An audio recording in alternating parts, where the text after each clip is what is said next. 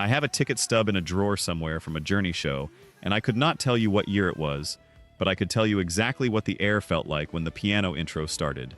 That is what this band is to me. That is what this band is to a lot of us.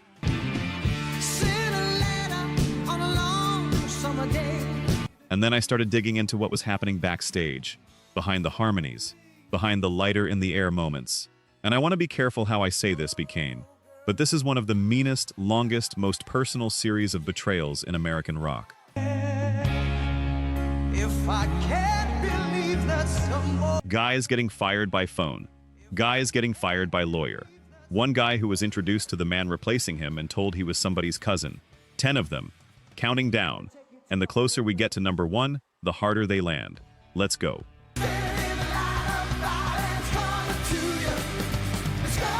Number 10. The singer who met his own replacement here is something I did not know for most of my life as a Journey fan, and when I found out, I actually put the book down for a second.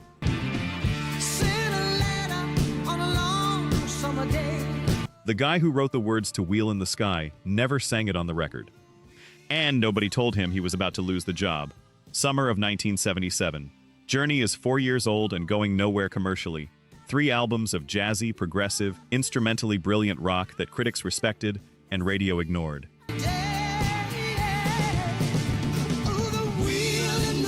Manager Herbie Herbert makes the call.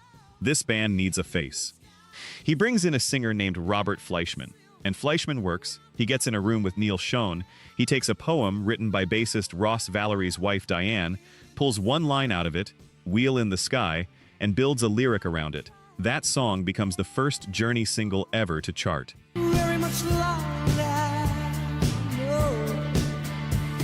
And here is the part I did not know until I started digging.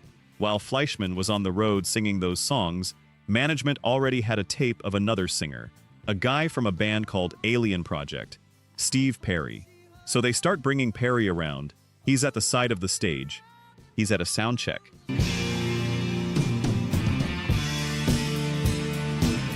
And when the two of them are finally introduced, Fleischman is told this guy is a cousin of somebody in the management camp.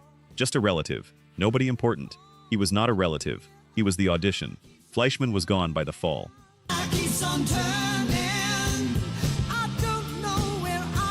Perry debuted on October 28, 1977, at the Old Waldorf in San Francisco. And when Wheel in the Sky came out, it was Perry's voice on it. Fleischman's name is on the writing credit and nowhere else. And here is what gets me. He never got bitter about it in public.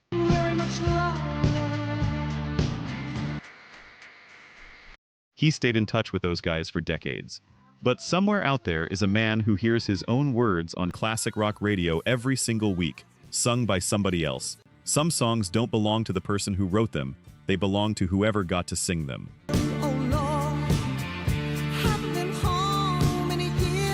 Number 9. The drummer who sued them. I love this part, and I feel a little guilty about loving it. Are you feeling? Because number 9 is the first time somebody in this band looked at what happened to him and said, "No, I'm taking this to court." Ainsley Dunbar, British. A monster behind a kit. A new road's waiting, you judge my life. Before Journey, he'd played with Frank Zappa, with John Mayall, with Lou Reed. He joined Journey in 1974, and he's on the first 4 albums. He is the engine of everything they did before the hits. And then Steve Perry walks in, and the whole band turns toward the radio. Infinity is a pop record compared to what came before it. You're feeling that way too. And Dunbar, a fusion player, a guy who wanted to challenge the arrangements every night, is suddenly being asked to play the same thing the same way, over and over, to protect the hit. September 2nd, 1978. Oakland, Alameda County Coliseum. Last show. And the stories immediately split. Dunbar said he walked.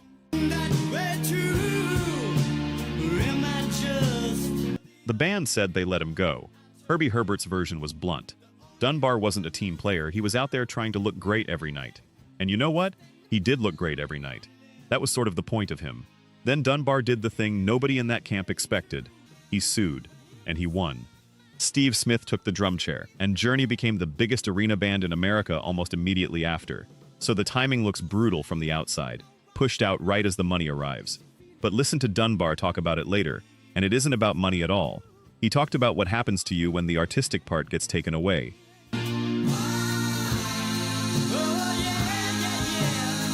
He said financial success can't reach the part of you that needs to create something. I know you know that feeling. Different job, same feeling. And here's the thing that still surprises me. In 2017, when Journey went into the Rock and Roll Hall of Fame, Ainsley Dunbar went in with them, standing right there with the guys he sued. Let's look at the numbers. Only 9% of you are actually subscribed. Honestly, that's tough to see. Our team spends days hunting down archives and verifying every single fact just to tell these stories right. If you've made it this far into the video, you're clearly part of the community, so please hit subscribe. It costs nothing and helps us immensely. Now, for those already subscribed, very few of you have made the jump to our membership, and that's a hard pill to swallow because you're the ones who know our value best. If this channel has moved you or inspired you, consider joining. It's the price of one coffee, but it's the literal fuel for this channel. Let's keep this alive together. Back to the story. Number 8. The founder who got quietly squeezed out.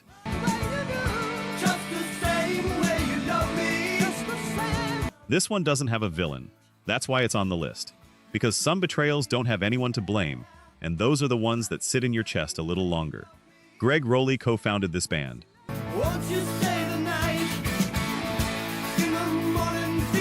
Before that, he was the voice on Black Magic Woman with Santana. On Journey's first 3 albums, he's the lead singer. He's the identity. Then the band hires a dedicated frontman, and Rolie is still there, still on the organ, still singing harmonies, still on Feeling That Way, still on Just the Same Way, but the spotlight has moved about 4 feet to his left, and it is never coming back.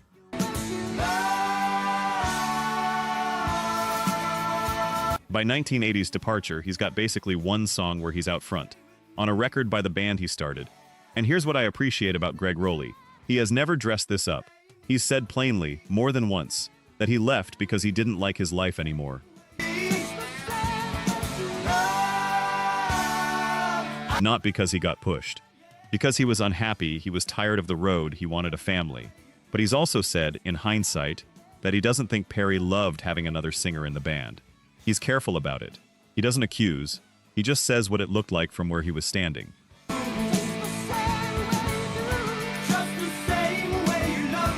And then he does something almost nobody in rock history does. On his way out the door, he picks his own replacement. He points at a keyboard player in the Babies and says, "That guy. That's who you want." That guy was Jonathan Cain.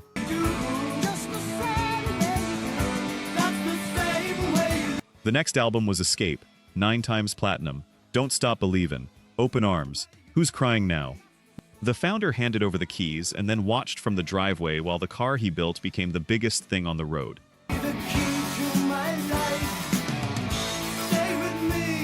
And to this day, Rolie says it out loud.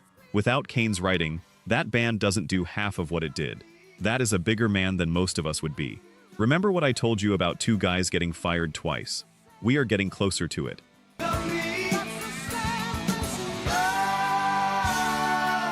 Number 7. They fired the architect. I need to tell you something about this band that nobody talks about enough.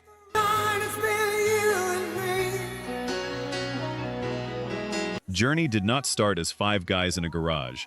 Journey started as one man's idea, and that man got voted off the island. Herbie Herbert, ex-Santana roadie, protege of Bill Graham, and the guy who assembled the original Journey lineup around Neil Schon in 1973.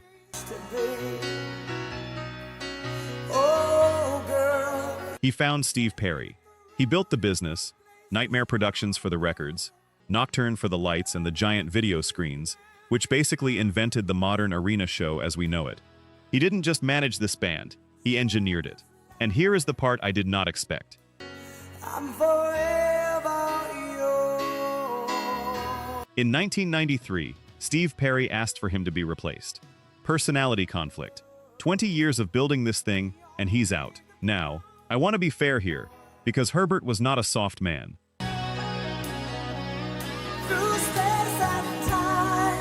He was a football coach personality.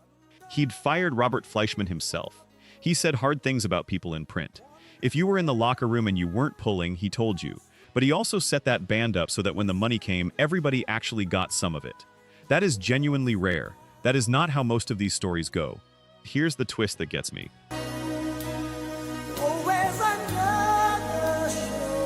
In 2017, when Journey was inducted into the Rock and Roll Hall of Fame, every single member thanked Herbie Herbert from that stage, the man they'd let go 24 years earlier.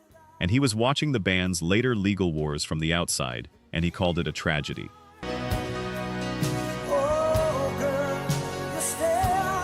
He said it was all rooted in money, and it could undo something great. He died in October 2021. He was 73. You just felt something shift. I did too when I found this. Because there is a specific kind of loss in watching something you built keep going without you, and knowing you'd still defend it to anybody who asked.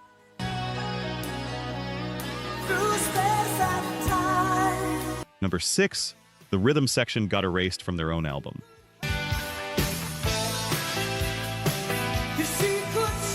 There is a Journey album where the bass player does not appear at all, not one note, and he was still in the band when they started making it.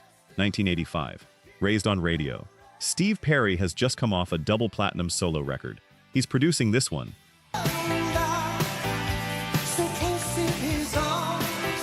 He's the most powerful person in the room by a distance, and he arrives with demos already built. And the way Journey always worked, everybody in a room, hammering it out together, that's not what's happening this time. Session players start showing up. Randy Jackson on bass. Yes, that Randy Jackson.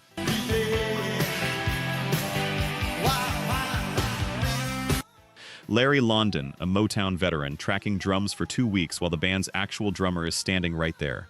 Steve Smith described that period in one of the band biographies, and it is one of the most honest things any musician has ever said about getting pushed out. He said he felt hurt. He said he felt personally betrayed. He said he was made to feel like he wasn't a good musician, and that it hit him where he lives.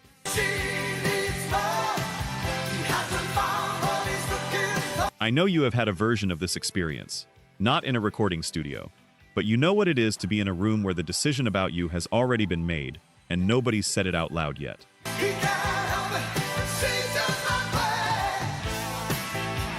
Smith ends up on 3 songs.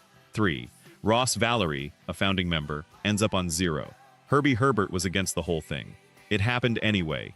And here's what makes it complicated instead of simple. Steve Perry was falling apart at the time.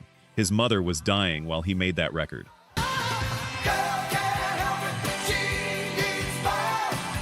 He was producing, singing, and carrying a grief he could not put down.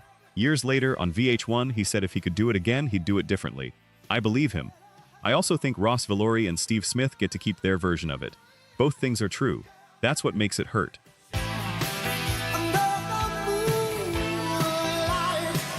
Number 5. The last night nobody knew was the last night, February 1st, 1987. Anchorage, Alaska.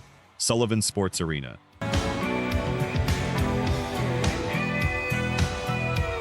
They close with Faithfully, and that is the last full concert Steve Perry ever plays with Journey. Nobody in the building knows it. I'm not sure everybody on the stage knew it. The tour is cut off right there. Remaining shows canceled, band goes on hiatus, and the hiatus turns into a disappearance.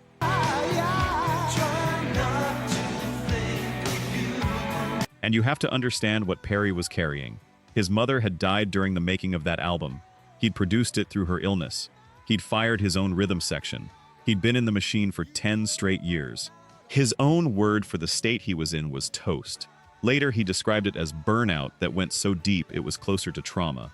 He said the passion that made it worth doing was gone, and he had to find out if he'd be okay without any of it. The applause, the adoration, all of it.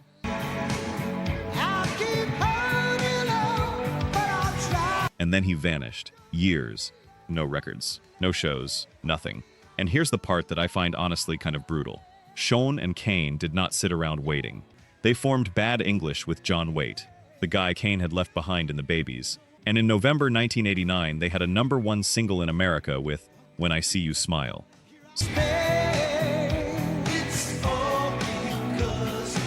So the singer is in seclusion grieving his mother, and his bandmates are on top of the Hot 100 with somebody else's voice. I'm not saying they did anything wrong. Musicians have to work. But you cannot tell me that didn't register somewhere. Some bands break up. This one just stopped. in Alaska, in the middle of a sentence.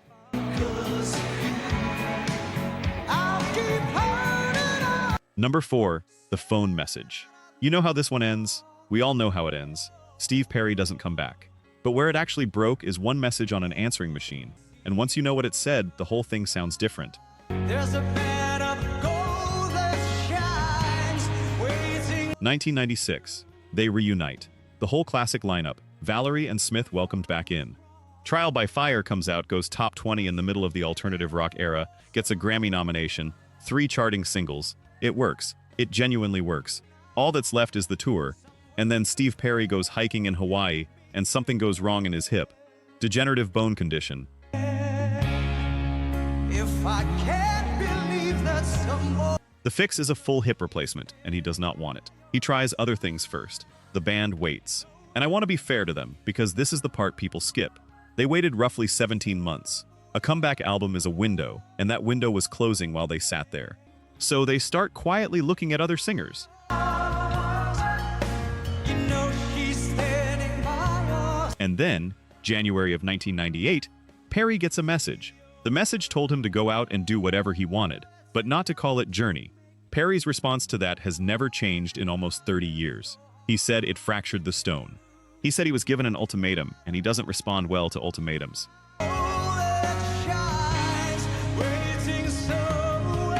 He was officially out on May 7, 1998. Steve Augeri got the job. Perry has not sung a full show with that band since Alaska in 1987. And here's what I keep landing on. Everything before that was fixable.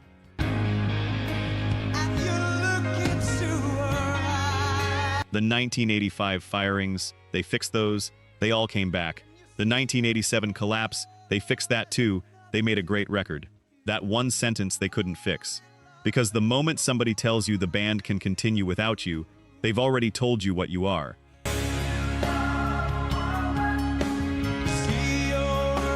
Number 3, the silence. This is the one I have told the most people about in real life, because it's not dramatic. There's no lawsuit, no screaming. It's just 2 men who lost the biggest job in rock and were never told why. Steve Augeri had the impossible gig, following Steve Perry, and he did it for 8 years. I'm gonna take you to a higher place. Then, in July 2006, in the middle of a summer tour with Def Leppard, his voice goes, throat infection. He has to step off the road. And the way Augeri has described it since is so quiet it almost slips past you. He said they never really told him. They sent him to doctors, and soon after, he was replaced. He also said he understood. The touring train had to keep going. He's not angry about it, which somehow makes it worse. Enter Jeff Scott Soto. Sean's friend, a serious singer, drops into the tour about a week and a half in and saves it.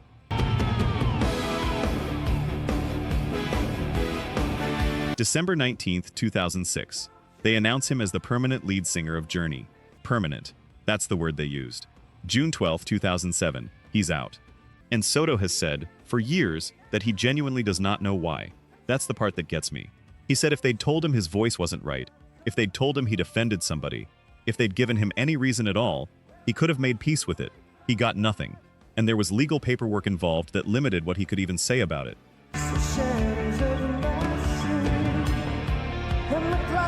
Sean eventually answered him, years later, in a Facebook comment under a news article. Said it just didn't sound like what they wanted. 6 months later, they found a singer in a Filipino cover band on YouTube named Arnel Pineda, and he's still there today, the longest-serving frontman in Journey history.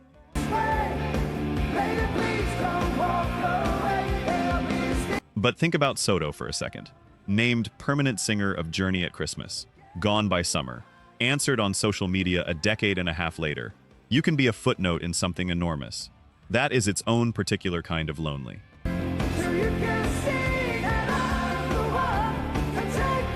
Number 2. Fired twice, 35 years apart. This is the one I mentioned.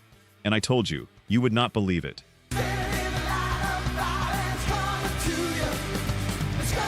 Ross Valori and Steve Smith got fired from Journey together in 1985. And then, almost 35 years later, to the week, they got fired from Journey together again. March 3, 2020. Neil Schon and Jonathan Cain file suit in California and remove them both. The claim is enormous. They say Valerie and Smith attempted what the press immediately called a corporate coup.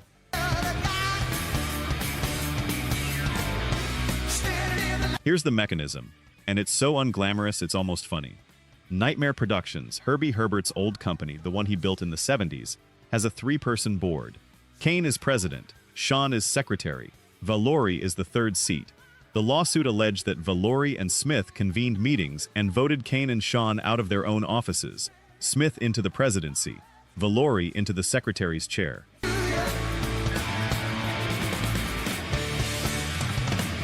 The complaint said they were trying to get control of the Journey name to fund their retirement. $10 million in damages sought. And the letter their lawyer sent was about as cold as these letters get. No confidence, no rights to the name. Effective immediately, you are no longer members of the band Journey. Valerie countersued.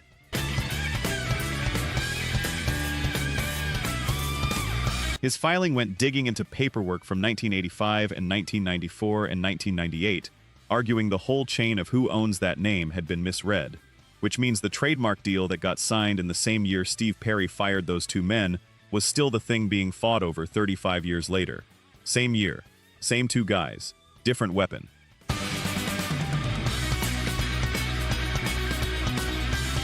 It settled in April 2021. Both sides put out a word, neither side's behavior really earned. Amicable. Ross Valerie played on almost every Journey album ever made. He was there before the hits, during the hits, and for the reunion. And he found out twice in his life that being there from the beginning does not make you safe. Nothing does.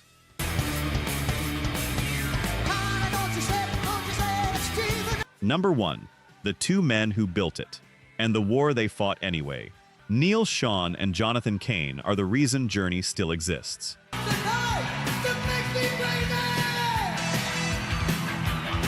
When Perry left, they carried it.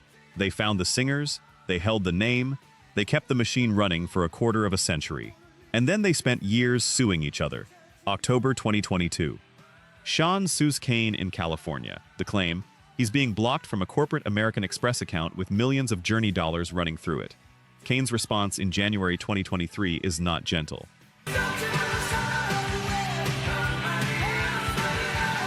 He accuses Sean of charging around $1 million in personal expenses to the band's card, and itemizes it. 1 month with over $100,000 in jewelry and clothing, tens of thousands at a department store, insurance premiums. And here is what stopped me cold when I was researching this. In February, the band's longtime bank cut ties with them, their own bank. A group that had just come off one of the biggest tours of its career. Meanwhile, Cain plays Don't Stop Believin' at a political event at Mar-a-Lago, and Sean has his lawyer send him a cease and desist, telling his own keyboard player, the man who wrote that song, to stop playing that song.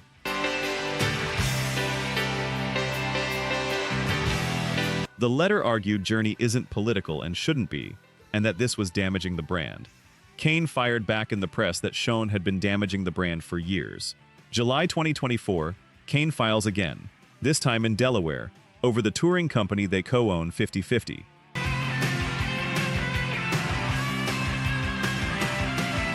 And in August, a court appoints an outside custodian, a former vice-chancellor, as a third director. Sean is barred from acting alone. Any deadlock between the two founders of modern Journey now gets broken by a stranger appointed by a judge. That is how it ended, not with a handshake, with a referee. And through every single bit of that, the lawsuits, the letters, the accusations in Rolling Stone, they toured. They stood 20 feet apart under the lights and played Open Arms, and Faithfully, and Lights, and thousands of people cried, and nobody in the crowd had any idea. In October 2025, Cain announced he's leaving after the farewell run. Sean's answer was 4 words. He's nowhere near done. He's already filed paperwork on a new name to keep going. So here's where I land, and then I'll shut up.